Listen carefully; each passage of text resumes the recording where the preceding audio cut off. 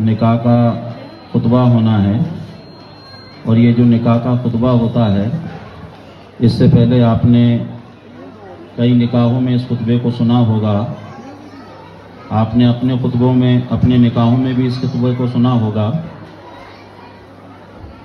یہ جو پوری تقریب ہے، یہ جو پورا جو ہمیں محفل اور سما نظر آ رہا ہے، یہ صرف دولہا اور دلہن کی وجہ سے ہے اور نکاح کی وجہ سے ہے۔ تو اس لیے اس خطبے کو آپ سماعت کریں۔ اس خطبے کے اندر کیا ہوتا ہے کہ دولہا اور دلہن کو ایک مرتبہ پھر ریمائنڈ کیا جاتا ہے کہ آج سے ان کی نئی زندگی شروع ہو رہی ہے، کہ انہیں کس طریقے سے اپنی زندگی کو یہاں سے گزارنا ہے۔ ابھی خطبہ بھی ہوگا، اور پھر آپ نے دیکھا ہوگا کہ نکاح کے بعد دولہا سلام کرتا ہے۔ تو پہلے ہم انشاءاللہ تعالی حضور کی بارگاہ میں سلام پیش کریں گے اور درود شریف کا نذرانہ بھی پیش کریں گے کہ جس طریقے سے حضرت آدم اور حضرت حوا رضی اللہ تعالی عنہ کو درود شریف کی خیرات ملی ان کے نکاح میں، انشاءاللہ ہم بھی حضور کی بارگاہ میں سلام پیش کریں گے اور اس کے بعد دولہے میاں سلام کریں گے۔ تو اس لیے نکاح کا جو خطبہ ہے آپ بغور سماعت کریں۔ الحمدللہ الحمدللہ نحمدہ ونستعینہ ونستغفرہ ونؤمن بہ ونتوکل علیہ ونعوذ باللہ من شرور انفسنا ومن سیئات اعمالنا من یهد اللہ فلا مضل له ومن یضلل فلا هادی له ونشهد ان لا الہ الا اللہ وحدہ لا شریک له ونشهد ان محمدا عبدہ ورسولہ قال اللہ تعالی فی القرآن العظیم فانکحوا ما طاب لکم من النساء وعاشروہن بالمعروف ہن لباس لکم وانتم لباس لہن نساؤکم حرث لکم واتوا النساء صدقاتہن نہلا وقال رسول اللہ صلی اللہ تعالی علیہ وسلم النکاح من سنتی وقال رسول اللہ صلی اللہ تعالی علیہ وسلم لم ترى للمتحابین مثل النکاح او کما قال النبی صلی اللہ تعالی علیہ وسلم صدق اللہ مولانا العظیم وصدق رسولہ النبی الامین المتین المبین الکریم ان اللہ وملائکتہ یصلون علی النبی یا ایہا الذین آمنوا صلوا علیہ وسلموا تسلیما اللہم صلی علی سیدنا مولانا محمد بارک وسلم صلاۃ وسلاما علیک یا رسول اللہ صلی اللہ تعالی علیہ وسلم۔ عزیزان محترم، ابھی آپ کے سامنے یہ جو میں نے عربی میں خطبہ پڑھا، اس میں کیا بتایا گیا؟ اس میں جو میں نے آیت پہلے پڑھی اور بھی کئی آیتیں پڑھی، ان کا ترجمہ کرنے سے پہلے میں آپ کو پہلے نکاح کے بارے میں بتاؤں کہ یہ جو نکاح لفظ ہے یہ عربی زبان کا لفظ ہے۔ نکاح کا مطلب کیا ہوتا ہے؟ نکاح کا مطلب ہوتا ہے ملنا۔ نکاح کی وجہ سے نہ صرف دولہا دلہن ملتے ہیں بلکہ دو خاندان مل جاتے ہیں، دو قبیلے مل جاتے ہیں، اور کبھی نکاح کی وجہ سے دو ملک بھی مل جایا کرتے ہیں۔ اور اسی کے ساتھ یہ جو خطبہ پڑھا گیا، اور اس خطبے میں جو پہلی آیت میں نے پڑھی اس میں اللہ تعالیٰ نے قرآن شریف میں فرمایا وَعَاشِرُوهُنَّ بِالْمَعْرُوفِ، یعنی اپنی بیویوں کے ساتھ اچھا سلوک کرو۔ ایک حدیث میں نبی کریم صلی اللہ علیہ وسلم نے فرمایا جس کا اخلاق اچھا ہوگا اور جس کا رویہ اپنی بیوی کے ساتھ اچھا ہوگا، وہ اور میں جنت میں اس طریقے سے قریب ہوں گے جس طریقے سے یہ دو انگلیاں ہیں۔ اس حدیث میں جب حضور نے فرما دیا کہ جس کا اخلاق اچھا ہوگا وہ مجھ سے قریب ہوگا، تو ساتھ میں سرکار نے بیوی کی وضاحت کیوں فرمائی؟ کیونکہ سرکار جانتے تھے بہت سے ایسے لوگ ہوں گے جن کے معاملات اور جن کے اخلاق گھر کے باہر تو بہت اچھے ہوں گے لیکن گھر کے اندر ان کے اخلاق اچھے نہیں ہوں گے۔ اس لیے سرکار نے وضاحت کے ساتھ فرمایا کہ جس کا اخلاق لوگوں کے ساتھ بھی اچھا ہو اور جس کا معاملہ اپنی بیوی کے ساتھ بھی اچھا ہو، وہ اور میں جنت میں اس طریقے سے قریب ہوں گے جس طریقے سے یہ دو انگلیاں ہیں۔ اسی کے ساتھ خطبہ نکاح کے اندر ایک قرآن شریف کی آیت جو پڑھی گئی وہ یہ تھی وَآتُوا النِّسَاءَ صَدُقَاتِهِنَّ نِحْلًا۔ دیکھیے، آپ جس شادی کے نظام کو بھی دیکھیں گے، جس مذہب کے بھی نظام کو دیکھیں گے، وہاں لڑکی کو یا لڑکی والے کو کچھ دینا ہوتا ہے، لیکن شریعت نے جو قانون بنایا ہے وہ یہ ہے کہ یہاں لڑکے والے کو دینا ہے، لڑکے کو دینا ہے مہر کی شکل کے اندر، جو مہر منعقد ہوتا ہے وہ۔ ابھی یہ جو نکاح منعقد ہوا ہمارے پخراج بھائی اور خوشبو رانی کا، ان کا جو مہر مقرر ہوا ہے وہ 21,000 786 روپیہ مقرر ہوا ہے، اور یہ مہر معجل ہے، مہر معجل ہے، یعنی ایک ہوتا ہے مہر معجل کرنٹ یعنی جسے نقد کہتے ہیں، اور ایک ہوتا ہے ادھار والا مہر۔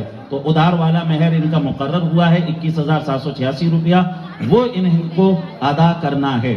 اور اگر کوئی مہر ادا نہ کرے تو نبی کریم صلی اللہ علیہ وسلم کا فرمان، یعنی جس نے شروع سے نیت ہی یہ بنا لی ہو کہ مجھے مہر ادا ہی نہیں کرنا ہے، تو حضور کا فرمان ہے فَهُوَ زان، ایسا شخص اپنی بیوی کے ساتھ زنا کرنے والا ہوگا۔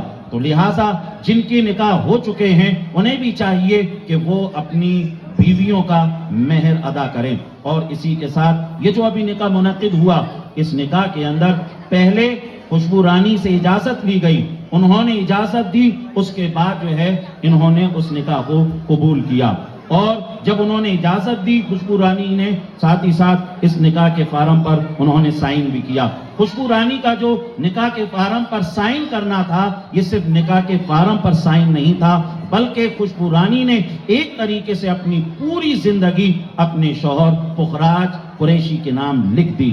اسی کے ساتھ پخراج قریشی نے بھی جو نکاح کے فارم پر جو سائن کیا ہے، وہ صرف نکاح کے فارم پر سائن نہیں تھا، بلکہ اپنی ہونے والی شریک حیات کی تمام تر ذمہ داریوں کو انہوں نے اپنے سر لیا ہے، اور ان سے ایک مرتبہ نہیں، 2 مرتبہ نہیں، بلکہ 3 مرتبہ ان سے پوچھا گیا ہے۔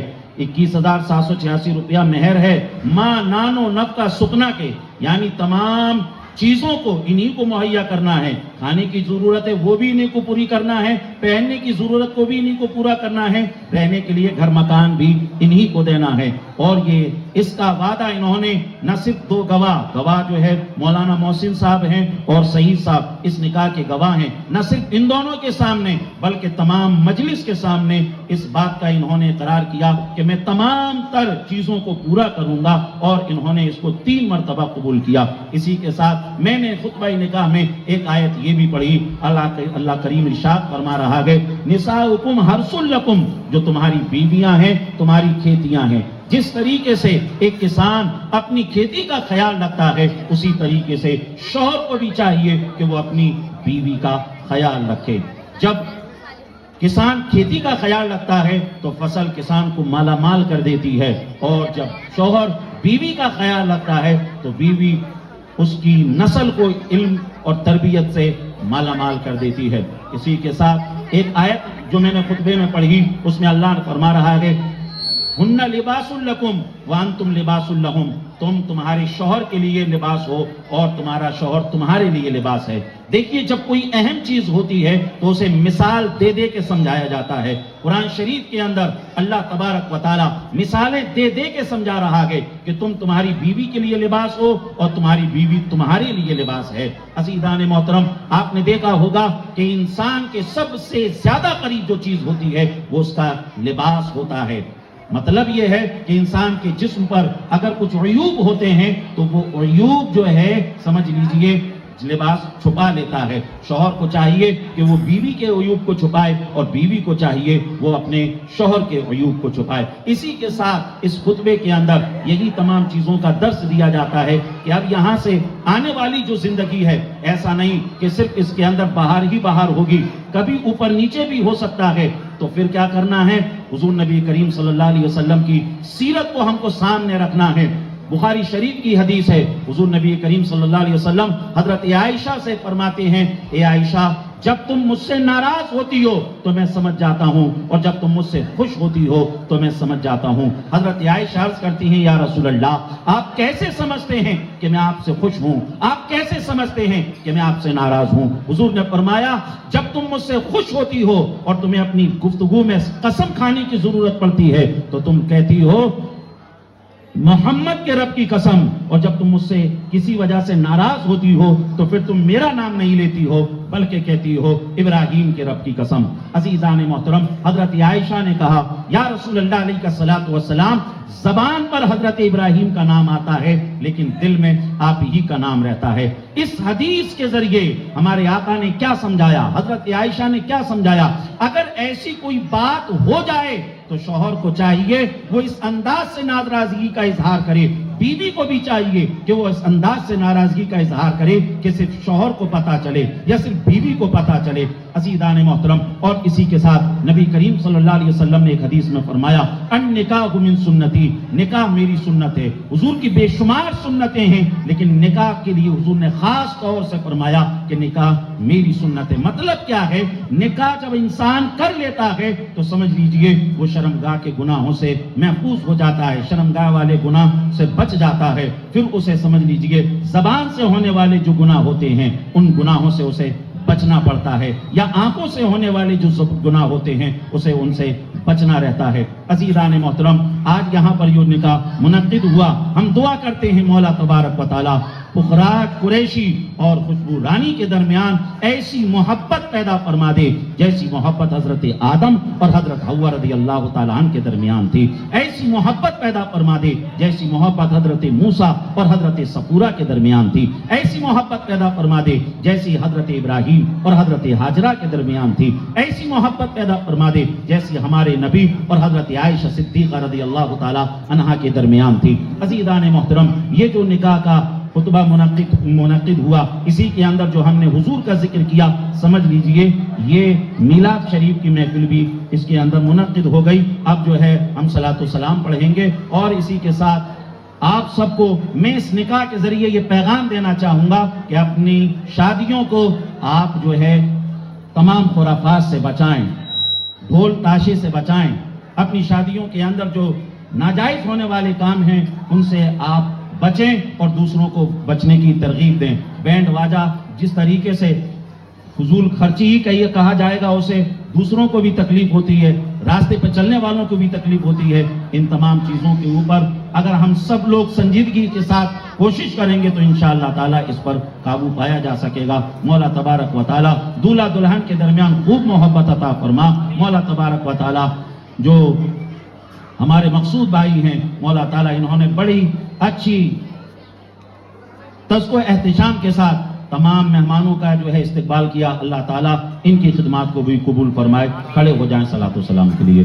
مصطفیٰ جانی رحمت پہ لاکھوں سلام، مصطفیٰ جانی رحمت پہ لاکھوں سلام، شمع بز میں ہدایت پہ لاکھوں سلام، شمع بز میں ہدایت پہ لاکھوں سلام، شب اسرا کے دولہا پہ دائم درود، شب اسرا کے دولہا پہ دائم درود، نوشہی بز میں جنت پہ لاکھوں سلام، مصطفیٰ جانی رحمت پہ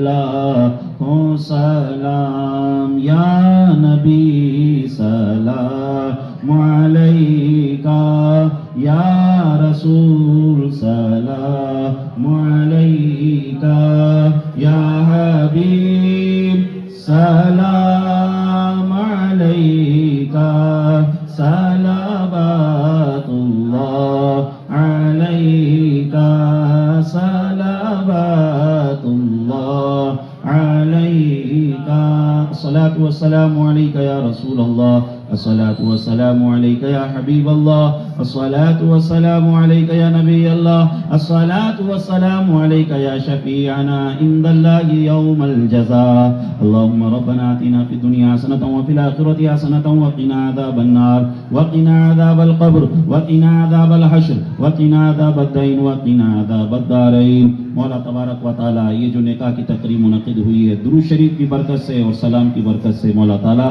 یہ نکاح نہ صرف دنیا بلکہ جنت تک سلامت رہے۔ مولا تبارک و تعالیٰ یہ دونوں ایک دوسرے کے حقوق کو پورے کرتے رہیں۔ مولا تعالیٰ ان کی زندگی میں خوشیاں عطا فرما۔ مولا تعالیٰ اس نکاح اور میلاد اور درود اور سلام کی برکت سے مولا تعالیٰ انہیں نیک اولادیں عطا فرما۔ ان اللہ و ملائکتہ یصلون علی النبی یا ایھا الذین آمنوا صلوا علیہ وسلموا تسلیما، اللہم صل علی سیدنا مولانا محمد بارک وسلم، صلاۃ و سلام علیک رسول اللہ صلی اللہ علیہ وسلم۔ سبحان ربك رب العزة عما يصفون وسلام على المرسلين والحمد لله رب العالمين بحق لا إله إلا الله.